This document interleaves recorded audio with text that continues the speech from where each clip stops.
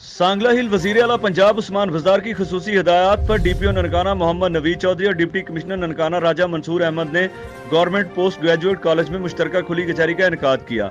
सांगला से हमारे नुमाइंदा जुल्फकार अली संधू की रिपोर्ट के मुताबिक खुली कचहरी में जिला भर के अफसरान समेत मीडिया नुमाइंदगान के अलावा अवाम की कसीर तादाद ने शिरकत की।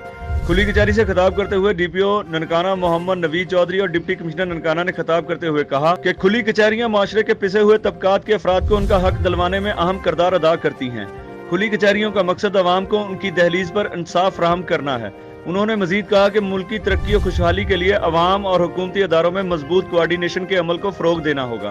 तमाम महकमों के अफसरान को हदायत की जाती है कि साइलिन के मसाइल को तरजीही बुनियादों पर हल करें और इस सिलसिला में हाई रुकावटों को फिलफौर दूर करें।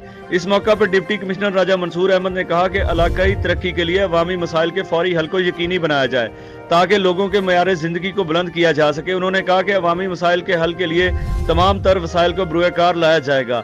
इस मौका पर डीपीओ ननकाना और डिप्टी कमिश्नर ननकाना ने अपने मुतल्लिका महकमों के हवाले से लोगों की शिकायत सुनी और मौका पर उन शिकायत के हल के लिए अहकामात सादर किए।